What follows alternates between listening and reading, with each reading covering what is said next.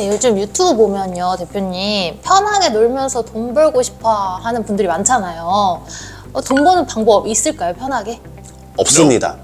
단호하게 말하지만 편하게 놀면서 돈 벌려면요, 다시 태어나서 건물주 아들로 태어나는 방법밖에 없어요. 근데 사람들 희망순위 직업을 보면은 대부분 편하게 좀 돈 벌고 싶어 한다는 게 느껴져요. 다들 막 좀 뭔가 일하는 시간 대비 고소득을 원하는 직업을 나중에 희망, 꿈으로 다 적잖아요. 그런 특징을 본 것 같아요. 근데 이제 제가 느낀 건 뭐냐면 그거는 양립할 수 없는 유토피아를 말하는 게 아닌가?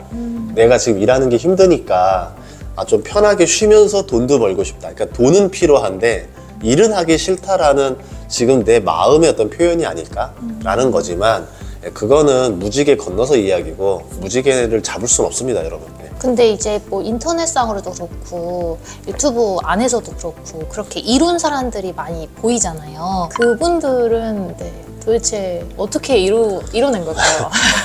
그 이야기가 시간대가 안 맞는 거예요. 놀면서 편하게 뭘 했는데 갑자기 그게 대박이 났어 라는 개념에서 시간 개념을 뺐어요. 그렇게 보면 그게 진실이겠지만 시간을 타임라인으로 그어보면은 그게 안 맞는 말인 거죠. 예를 들어서 편하게 놀면서 내가 준비 과정을 거쳤어요. 그럼 그 사람이 성공했을까? 성공 확률이 굉장히 낮겠죠. 일반적으로 초반에 엄청 고생했거나 백그라운드에 이미 고생을 배경으로 하다가 우연히 다른 기회를 잡아서 거기서 대박난 사람일 가능성이 대부분일 것이다. 그러고 나서 자기가 하는 일이 자리 잡고 났더니 하루에 10분만 투자해도 지금은 돈이 잘 들어온다 라는 개념일 확률이 굉장히 높은데, 사람들이 볼 때는 저 사람은 지금 뭐 시그니엘 살고 하루에 10분만 일하는데 한 달에 월 1억씩 들어오네, 그러니까 나도 저렇게 할 수 있겠네 라고 하는 거죠. 그러니까 뒷부분에 오리가 막 물 위에 떠 있기 위해서 막 오리발 치는 거를 지금 안 보고 얘기하는 거죠. 반대로 생각해 볼까요? 그럼 진짜 편하게 놀다가 운빨로 어떻게 운이 좋아서 대박 난 사람이 있어요. 그러면 그 사람의 시간 타임라인을 좀 더 이어볼게요. 그럼 그 이후에는 정말 월 1억을 지속적으로 벌 수 있을까? 그런 거 못 본 것 같아요. 내가 만약에 그렇게 노력이나 에너지나 이런 게 없는 상태로 돈을 잘 벌 수 있다고 하면요, 바로 경쟁자가 치고 들어와요. 내가 예전에 쉐어하우스 했을 때만 해도 잘 된다는 소문이 진짜 딱 일주일 나니까 바로 공사 시작하더라고요, 옆에서. 진입장벽이 쉬울수록 경쟁자가 나오기 때문에 결국 오래 갈 수가 없다. 그럼 타임라인을 다 해봤으면은 결국은 편하게 놀면서 돈 잘 버는 일은 없다라고 보는 게 훨씬 더 맞는 말이 아닐까 생각을 해요. 유튜브 상에 이제 월, 개월 안에 뭐 몇 억 모으기, 뭐 몇 억 벌기 막 이런 거 있잖아요. 그런 분들에 대해서 그러면 약간 사기꾼이다 이렇게 봐야 되는 걸까요? 그 사람들이 사기꾼은 아닌 거죠. 왜냐하면 그 사람은 그 고생을 배경으로 이제 다져진 시간, 그리고 나서 그 다음번에 기회를 이제 파악하게 된 능력을 가졌잖아요. 실패도 여러 개 하다 보면 뭐가 되냐면 이제 저게 돈이 되는구나를 그제서야 알게 돼요. 근데 그걸 알고 나서 그걸 잡았고 뛰어든 거지. 근데 사람들이 보면 그 사람은 그 이야기를 앞단부터 다 했을 거예요. 제가 어렸을 때 힘들었고요, 뭐 하다가 이렇게 성공했어요 하는데, 사람들은 그게 안 들려요. 자꾸 이거 안 보여. 그래서 너가 뭐 스마트 스토어에서 돈 벌었다고?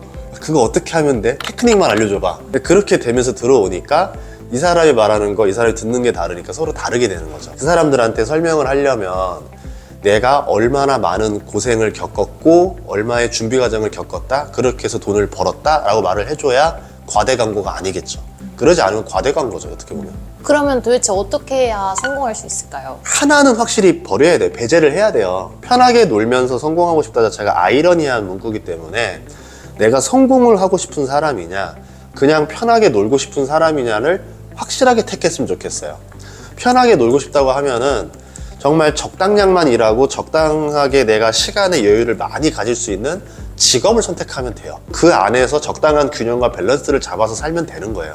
성공을 하고 싶다 그러면은 편하게 놀면서라는 단어를 싹 지워버리면 돼요. 내가 지금 바쁘고 고생해서 열심히 우선 성공을 하겠다라는 거를 달리다 보면은 나중에 본인에게 선택할 수 있는 시간이 옵니다. 그리고 일하다 보면 뭐냐면 내가 얼마 이상의 돈을 벌 수 있는 성공한 사람이 됐다라는 게 되면 그 자체에서 오는 보람이 굉장히 큽니다. 생각해보면 뭐 기업 총수들 돈 잘 버는데 맨날 안 놀고 열심히 일하잖아요. 그럼 그 사람들이 정말 돈독이 올라서 그렇게 사느냐? 그거 아니에요. 아마 다른 또 사명감이나 소명감이 또 생겨요. 의사 선생님들 돈 많이 버는데 보면 막 할아버지 될 때까지 계속 의사 선생님 하잖아요. 진짜 돈이 없어서 그러겠어요? 그게 아니라 그냥 그 일 자체에서 내가 오는 보람감이 또 있는 거예요. 네, 그렇기 때문에 여러분이 성공해 보고 난 다음에 그때 그 선택을 한다 하더라도 난 늦지 않다 생각합니다. 우선 성공부터 합시다. 유튜브에서 빠르게 성공한 사람들이 많은데 그런 영상들을 보는 게 도움이 될까요? 나는 자주 안 봤으면 좋겠어요. 만약에 보고 싶을 때는 진짜 힘들 때, 나한테 좀 바카스 같은 드링크 넣어주고 싶을 때, 네, 그때 보면 좋을 것 같고, 빠르게 성공하는 게 어떤 사람들은 그거를 좋은 거라 생각하고 많이 뛰어드는데 저는 절대 좋다라고 보지 않아요. 우선 빠르게 성공한다는 거는 운빨이 있었기 때문에 가능했다라고 보는 거고, 너무 어린 나이에 견디기 힘든 고통들이 다가와요. 돈을 벌고 나도 이상하게 고통이 다시 와요. 근데 그 고통은 불치병이에요. 이건 해결이 안 돼요. 예를 들어서 자만심이 들어오는데 끝도 없이 들어와요. 죽을 때까지 들어올 거야, 성공한 사람한테. 그러면 이 자만심이라는 적과 계속 싸워야 돼요. 그리고 질투라는 게 계속 들어올 거예요. 그 질투와 계속 싸우면서 나를 관리해야 돼요. 그 다음에 이제 위선도 있을 거고, 아첨꾼, 사기꾼 계속 들어옵니다.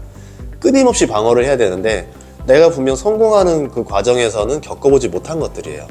그거보다 더 무서운 건 뭐냐면, 가끔 부자들이나 재벌들이 극단적인 선택을 하는데 허무함이 몰려와요.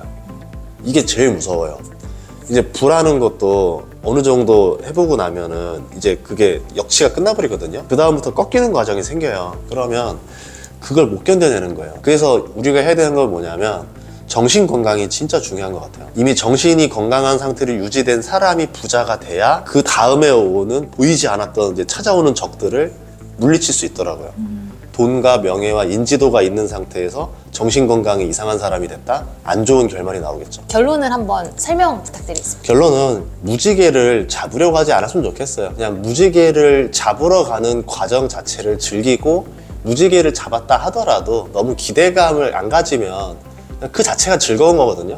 근데 막 내가 무지개를 잡으면 그동안의 나의 모든 고통이 다 사라질 거고 앞으로 나는 행복만 열릴 거야? 무지개한테 내가 그런 기대감을 줄 필요가 없는 거예요. 거꾸로 얘기하면, 내가 돈이 많아지면 또는 뭐 유명해져서 성공해지면 그동안의 나의 모든 고통이 사라질 거야 라고 과한 기대를 넣었기 때문에 실망감이 엄청나게 오는 거죠. 뭐 이런 경우도 많아요. 일반적으로 자녀한테 기대를 엄청나게 걸어요. 우리 애가 서울대 가고 우리 애가 뭐 되고 나면은 나는 이제 드디어 이제 편하게 행복한 노후를 맞이할 거야.